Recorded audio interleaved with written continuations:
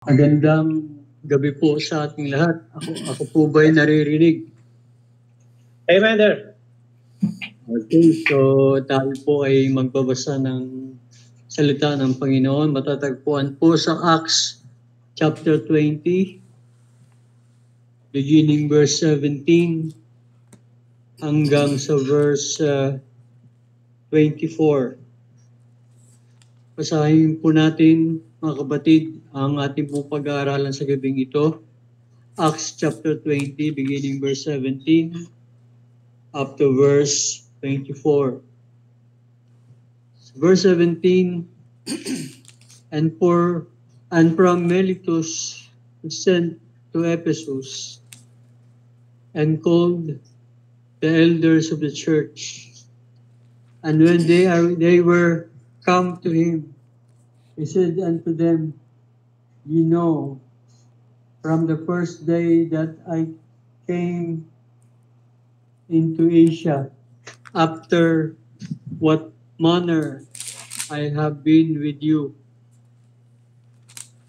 at all season, serving the Lord with all humility of mind and with many tears and temptations which befell me by the lying in wait of the Jews, and how I kept back nothing that was profitable unto you, but have showed you and have taught you publicly and from house to house. Verse 21, testifying both to the Jews and also to the Greeks, repentance toward God and faith toward our Lord Jesus Christ.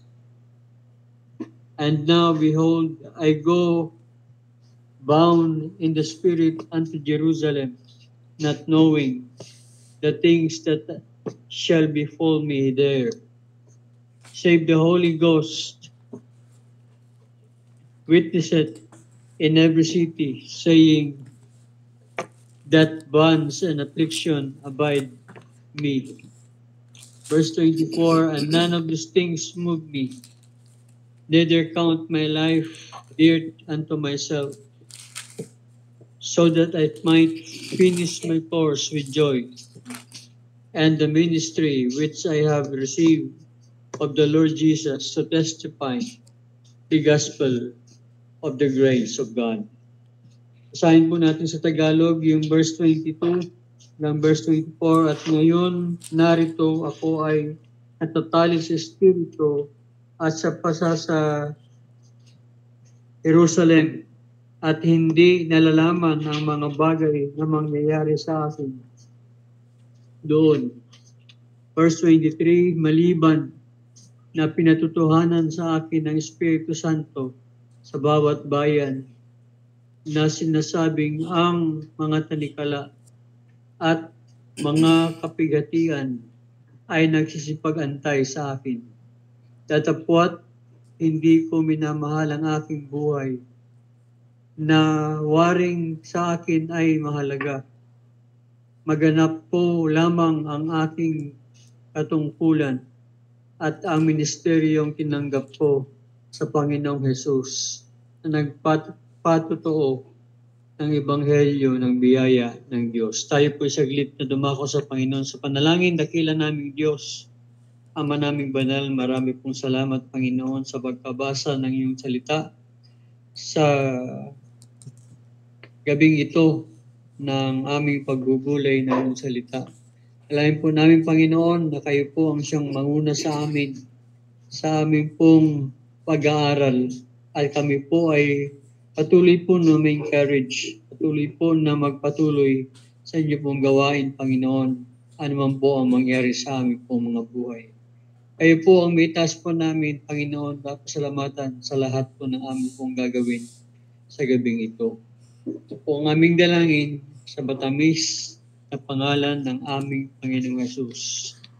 Amen.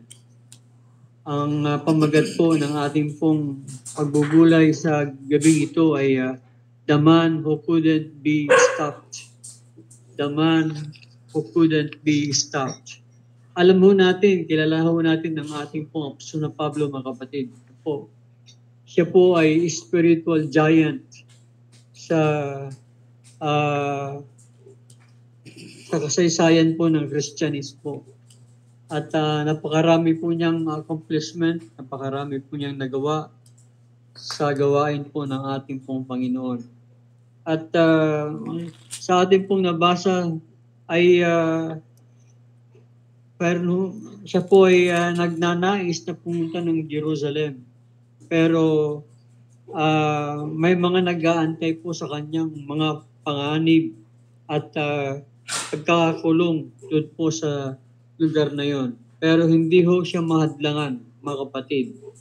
At yung kanyang destinasyon ay Jerusalem, mga kapatid. At siya po ay nagnanais, he longed to minister in that historic city kung saan siya po ay nag-aral sa paanan po ni Gamaliel. Siya po ay nagtagal dito po sa siyudad na ito at nais po niyang makabalik at makapagbahagi ng salita ng Panginoon sa siyudad ng Jerusalem. He hoped to arrive by Pentecost according to verse 16. Sabi sa verse 16, sabi po dito, for Paul had determined to sail by Ephesus because he would not spend time in Asia, for he hasted if it were possible for him to be at Jerusalem at the day of Pentecost. Talagang gustong-gusto niya ho, mga kapatid, na makapunta na doon sa Jerusalem at makapagbahagi doon ng salita ng Panginoon. Paul received many warnings of troubles along the way. At kung makikita ho natin sa binasa natin, sabi niya doon, yung bonds, yung tinatawag na kakulong at afflictions ay nag-aantay sa kanya sa Jerusalem. At these warnings couldn't stop him from reaching his destination.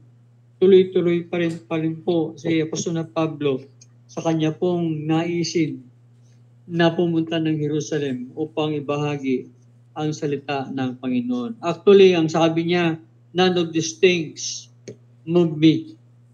So, yan po yung naisin ni Apostol na Pablo sa kanya pong paglalakbay patungo po sa Jerusalem. So, ano yung nag-motivate? Ano ho ba yung mga nag-motivate kay Apostol na Pablo para pumunta dito po sa delikadong lugar na ito na kanyang pupuntahan na Jerusalem? Tingnan ho natin, mga kapatid, ang mga bagay na ito sa ating pong binasa. Unang-una, he was determined to complete his ministry. Ano pong sabi niya, mga kapatid? Siya po ay siya po ay niligtas ng Panginoon. He was called unto salvation and he knows it. Sabi po niya kay Timothy sa 2 Timothy chapter 1 verse 9, who had saved us and called us with an holy calling, not according to our works, but according to his own purpose and grace, which was given us in Christ Jesus before the world began. At ang Panginoon ay tinawag po siya, no? Ito po yung pagkatawag na hindi ho natin pwedeng hadlangan. Hindi po natin pwedeng bigyan po ng hindrance, mga kapatid, sapagkat ito po ay ang panawagan ng Diyos sa kaligtasan. At yan po ay nangyari po kay Apostol na Pablo. And he was called unto conversion in Acts chapter 9. On his way to Damascus, mga kapatid, ay nagkaroon po ng tinatawag na radical conversion sa kanya pong tinatawag na buhay bilang isa ng mananampalataya sa Panginoon. Ano po yung pong he was called into the ministry. Siya po ay tinawag ng Panginoon sa isang gawain na kung saan ay pinagkaloob sa kanya ang pagbabahagi ng salita ng Diyos. At ang lalago ng tinatawag na pamumuhay bilang isang mananampalataya ng mga nailigtas. So meeting Christ on the road of Damascus changed his life.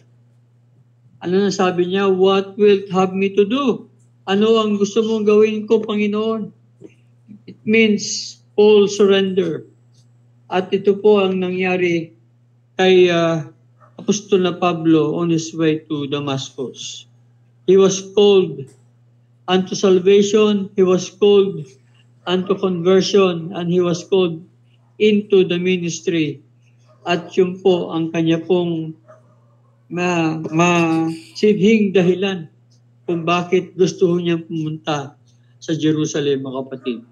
Paul's ministry meant to him more than life. Yung kanya po yung ministry ay pinapahalagan niya na mas mahalaga pa kaysa kanyang buhay, mga kapatid. Okay, so Paul's ministry meant to him more than life.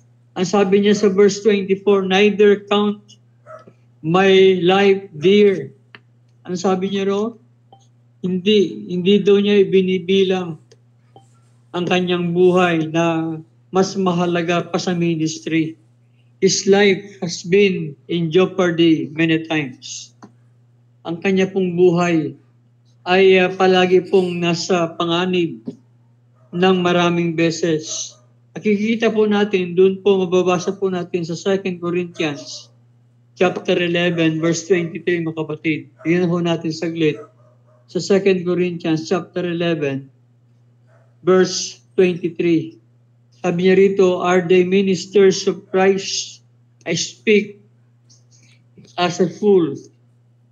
I am more in labors, more abundant, in strife above measure, in prison, more frequent, in death of the Jews 5 times received 4, I 40 stripes, save one.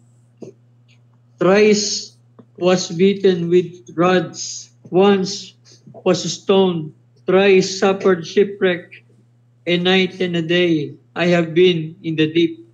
Verse 26, in journeyings, often in perils of waters, in perils of robbers, in perils of mine own countrymen, in perils by the hidden, in perils of the city, in perils of the wilderness, in perils of the sea, in perils among false brethren, in weariness and painfulness, in watching, often in hunger and thirst, in fastings often, in cold and nakedness. Yan po yung mga naranasan ng Apostol na Pablo, mga kapatid, sa kanya pong pagmiministeryo sa gawain po ng Panginoon.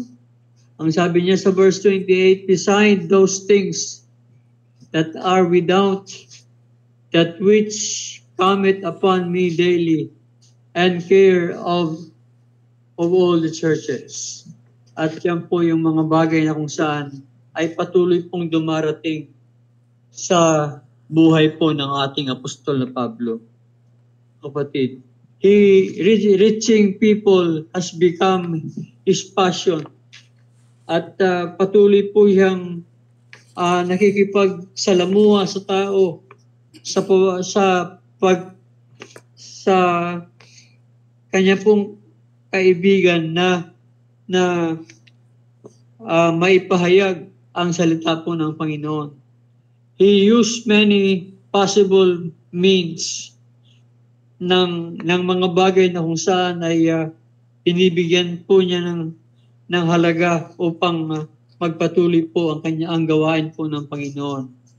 Sabi niya po sa 1 Corinthians chapter 9 verse 22, mga kapatid, tingnan ho natin saglit ang salita ng Panginoon sa 1 Corinthians chapter 9 verse 22.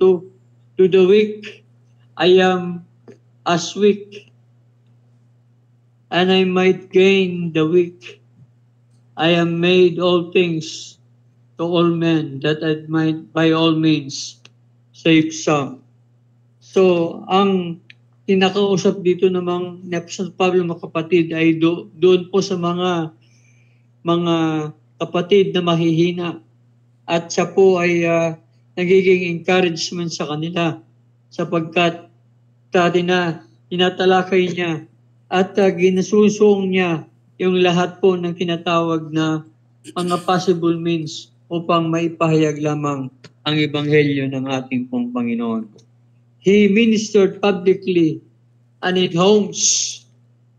According to Acts chapter 20, balik ko tayo sa ating text sa chapter 20 verse 20. Ang sabi niya rito, how I kept back nothing that are profitable unto you, but have showed you and taught you publicly and from house to house.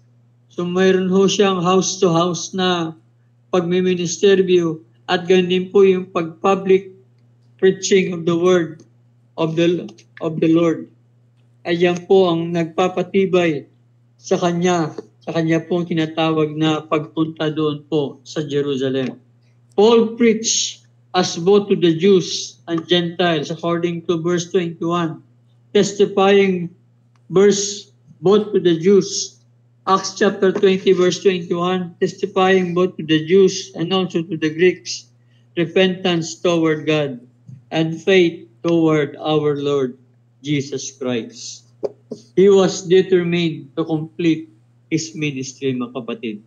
Yan po yung nagpapatibay sa kalooban ng ating apostol na Pablo upang siya po ay magpatuloy na pumunta ng Jerusalem. Although marami hong dangers, marami yung panganib na nag-aantay sa kanya roon, hindi ho siya na-discourage, mga kapatid. Siya po ay nagpatuloy. He was determined to complete his ministry. Number 2, he was committed to fulfilling his ministry. He was committed po. Hindi ho committed. Yung pong marami ho kasi may mga tao po, no, may mga Kristiyano, may mga minister sa Panginoon na committed na yung pananaw sa gawain. Pero si Apostol Pablo po, he was committed to fulfilling his ministry according to verse 24.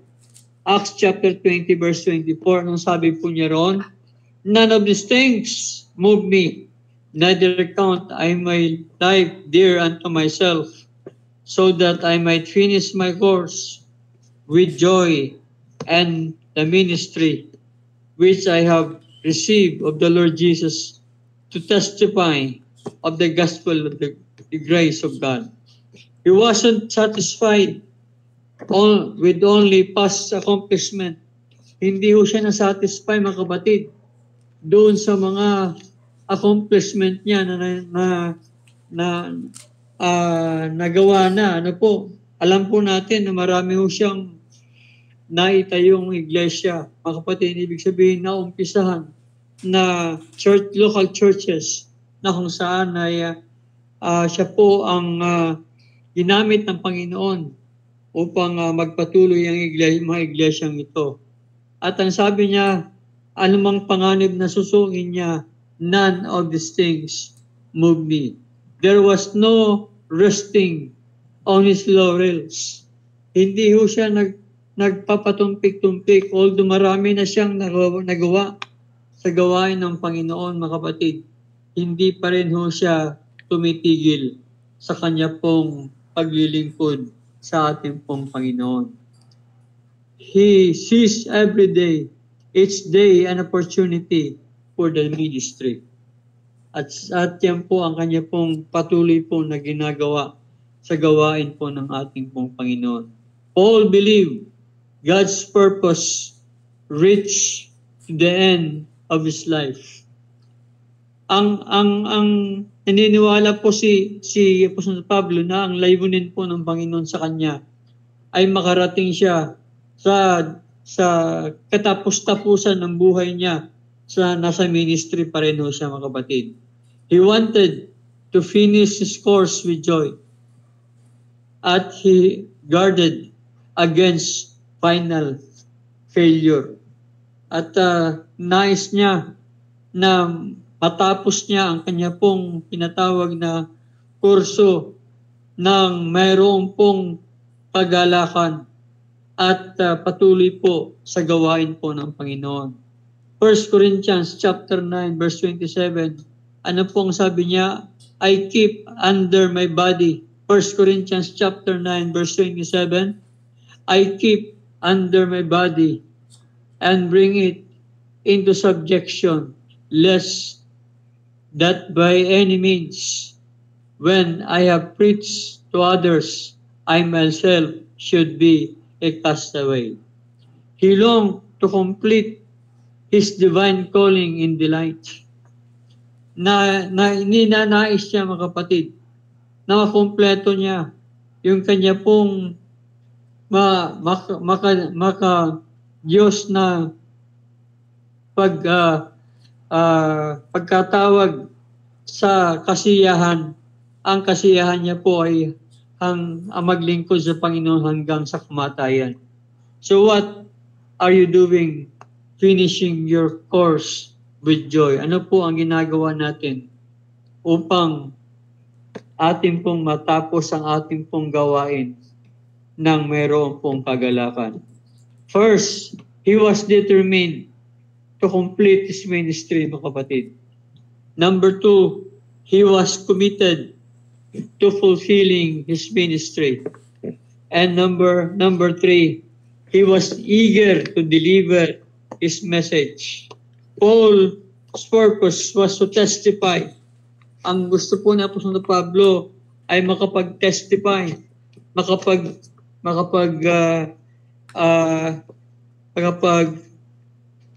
bahagi ng salita ng Panginoon sa iba. Ang sabi niya rito sa Acts chapter 20 and verse 21, testifying both to the Jews and also to the Greeks, repentance toward God and faith toward our Lord Jesus Christ. Kaya nga ho naniniwala tayo na ang repentance at ang pananampalataya, ito po ay kaloob ng Diyos sa mga iniligtas niya. At yun po yung pinatutuhanan po ng Apostol na Pablo upang ang mga taong naligtas na, ang mga taong meron ng buhay at meron ng taingang nakakarinig ay magkaroon ng pananampalataya sa pamamagitan ng pakikinig at pakikinig ng salita ng Diyos. Sabi niya sa Romans chapter 10 verse 17, so then faith cometh by hearing, and hearing by the word of God. So ang pakikinig po ay ang pananampalataya daw po ay nanggaling sa pakikinig. Ang ibig sabihin, may buhay na po yung tao para siya po ay magkaroon ng tinatawag na pananampalataya. Paul never got over glorying in the miracle of grace. The persecutor of Christ or of Christians has been saved by grace. Ayaw po niyang masayang yung mga bagay na yung pagkakataon na yun na kung saan ay maipapahayag niya ang salita ng Panginoon na kung saan ay na-receive niya sa biyaya po ng ating Panginoon. And he is continuing by grace. He was saved by grace and he was continuing by grace. And he wanted to go to Jerusalem to explain grace. So grace made a salvation a gift. ang biyaya, mga kapatid, ay nagbigay o gumawa sa kaligtasan na isa pong biyaya, na isa pong regalo na walang bayad. And grace made legalism obsolete. Ang pananampalataya o ang biyaya po ay narito upang italikdan ho natin yung legalismo sa loob ng iglesia, gawain po ng Panginoon. Grace was made possible by the sacrifice of Christ. At yan po ang dahilan ni Apostol Pablo, mga kapatid, kung bakit po siya ay nagpapatuloy doon po sa gawain ng Panginoon. Bakit po siya ay eager na pumunta ng Jerusalem upang maipahayag po ang salita ng Panginoon. So, he was motivated to heed into danger. Why? Because he was determined. Siya po ay determined to complete his ministry. He was committed to fulfilling his ministry, and he was eager to deliver his message to Jerusalem. Yan po ang ating pong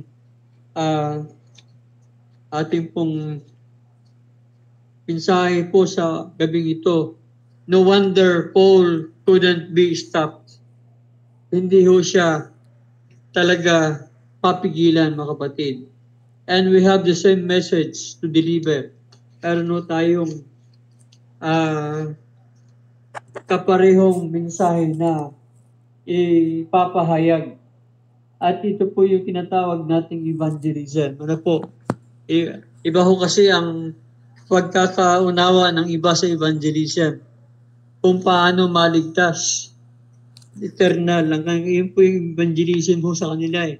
Pero ho sa atin, mga kapatid, ang evangelism ay kung paano po ang kaligtasan sa tinatawag na in time, mga kapatid, na tayo po'y matuto pa-convert sa tinatawag na salita ng Panginoon at lumago sa ating pong pananampalataya. So we have the same message to deliver, mga kapatid. So what's stopping you from carrying out our call? Para ho bang umahad lang sa atin, mga kapatid? Hindi ba natin pwedeng gayahin sa puso na Pablo na hindi ho siya mapigilan, mga kapatid, sa pag-ministeryo sa salita po ng Panginoon. Magandang gabi po sa ating lahat, mga kapatid. Tayo po ay manalangin. Salamat po, Panginoon, sa araw na ito, sa gabing ito na pinagkaloob sa amin, sa inyong salita, Panginoon, amin pong napag-aralan. At nakita po namin, Panginoon, si Apostol Pablo, na kung saan ay determinado po siya na kompletuhan po niya yung tinatawag na ministry. He was determined, Lord, to fulfill his ministry, and he was eager to preach the gospel to them na kung saan ay nakakaunawa na, Panginoon, ng inyong salita. At sana po ay ganun po ang aming pong magiging work, Panginoon, trabaho at gawain, Panginoon, sa aming pong buhay bilang mananampalataya. Ialay po namin ang aming mga buhay at gayon hanggang po sa kahuli-hulihan kami po ay maglilingkod sa inyo. Salamat po, Panginoon, sa gabing ito na pinagkaloob mo sa amin. At po aming dalangin sa pangalan po lamang ng aming Panginoon Jesus. Amen. Magandang gabi po sa ating lahat.